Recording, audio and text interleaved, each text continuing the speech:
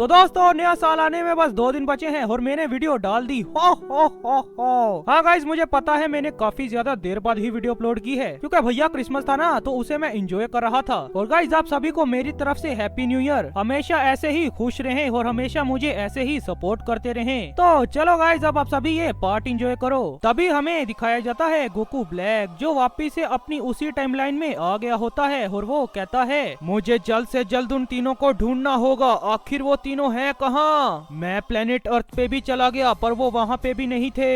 यहाँ तक कि मैंने उस टाइम चेम्बर को भी देखा है, वो तीनों तो वहाँ पे भी नहीं। और तभी गोकू ब्लैक अपनी टेक्निक का यूज करता है और वो कहता है क्या ये तो नैमिक पे हैं। और तभी अचानक से ही गोकू ब्लैक काफी ज्यादा शॉक्ड हो जाता है और वो कहता है क्या ऐसा नहीं हो सकता, लॉर्ड बीरस भी वहाँ पर ही है। पर वहाँ पे किंग कोल्ड और कूलर क्या कर रहे हैं? जहाँ तक मैं इस पूरे इतिहास को जानता हूँ फ्रीजा ही था जो नैमिक के ऊपर था और वो वहाँ पे मारा गया था। मुझे जल्द से जल्द इन तीनों के पास पहुँचना होगा और इन सभी से पता करना होगा कि आखिर इस टाइमलाइन में चल क्या रहा है। मैं इस तरह इन सभी टाइमलाइंस को पत्थर में बदलता नहीं देख सकता।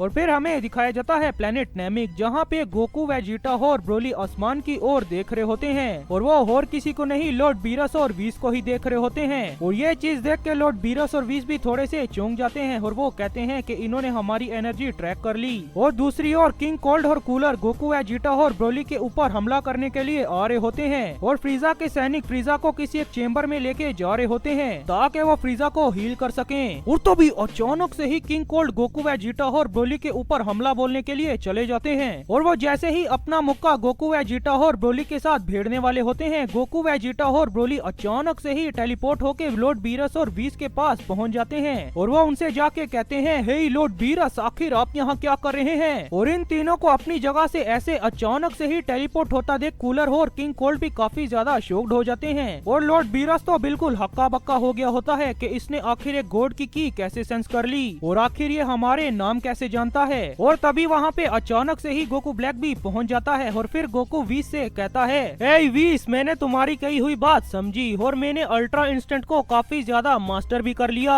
और जैसे ही गोकू ये कहता है इन तीनों के सर में फिर से दर्द होना शुरू हो जाता है और वो तीनों कहते हैं अल्ट्रा इंस्टेंट सरफिम ईगो हकाई ultra demon legendary God legendary ultra ego नहीं। और गोकू ब्लैक इन तीनों को फिर से ऐसा करता देख काफी ज्यादा शॉक्ड हो जाता है और वो कहता है एक बार फिर से इन्होंने वही चीजें रिपीट की जो उस गॉडली टाइम चेम्बर में हुई थी। मैं अब इनसे ये पूछ के ही रहूंगा कि आखिर इस टाइमलाइन में चल क्या रहा है। मैं इन्हें ऐसे यहाँ से जाने नहीं दे सकता।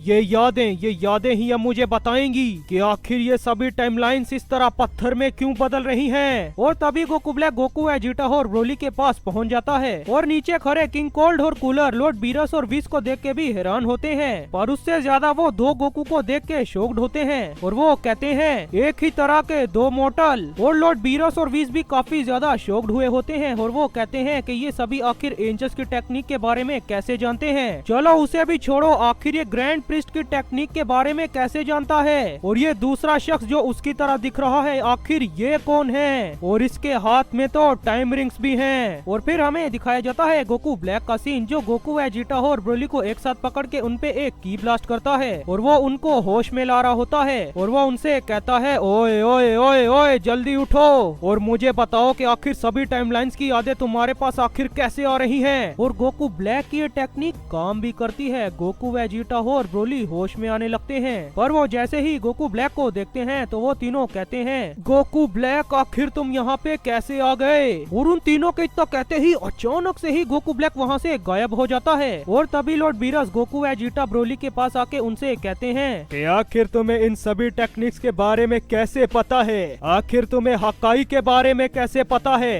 अल्ट्रा इंस्टेंट के बारे में कैसे पता है? और वो जो तुमने बोला लेजेंडरी गॉड के बारे में कैसे पता है? और फिर हमें दिखाया जाता है ज़ेनोसामा का पैलेस जहाँ पे ज़ेनोसामा और कैनो कहते हैं हे लूसिफ हे डाई आखिर यूनिवर्स 7 में कैसी हलचल चल रही है? तभी दोनों ग्रैंड प्रिस्ट मेरा मतलब डाई शिनकन और लूसिफ एक साथ ही कहते हैं हमें माफ कर दीजिए पर हम ये पता नहीं लगा पा रहे कि आखिर यूनिवर्स 7 में कैसी हलचल चल रही है। हमने अपनी सभी टेक्निक्स का यूज किया जिससे हम दूसरे यूनिवर्स में देखते हैं, पर हम वहाँ पे कुछ भी देख नहीं पा रहे और वीस के साथ भी कांटेक्ट नहीं हो पा रहा। हमें ही वहाँ पे जाके देखना होगा कि आखिर यूनिवर्स 7 में चल क्या रहा है। आखिर यूनिवर्स 7 की वजह से सभी यूनिवर्स की ताकत अचानक से ही कम होना शुरू हो चुकी है और अगर ऐसा ही चलता रहा तो कुछ समय बाद सभी यूनिवर्स ऐसे ही खत्म हो जाएंगे, सिर्फ यूनिवर्स 7 को छोड़कर। और फिर हमें दिखाया जाता है गोकू ब्लैक का सीन, जो पता नहीं कैसे पर पास्ट में पहुंच गया होता है जब गोकू वेजिटा और ब्रोली को यूनिवर्स का प्रोटेक्टर बनाया जा रहा था। मेरा मतलब जब ग्रैंड प्रिस्ट और जेनो सामा ने उन्हें अपने पैलेस के ऊपर बुलाया होता है यूनिवर्स का प्रोटेक्टर बनाने के लिए और तभी वो सभी वहाँ पे जम जाते हैं। याद आ गया गाइस आप सभी को। और हाँ, गोकू ब्लैक ये चीज देख लेता है और वो कहता है पर आखिर ये सब यहाँ पे क्यों जम चुके हैं और ये यहाँ से कैसे गायब हो गए, पर आखिर ये सब मेरे पे लागू क्यों नहीं हो रहा।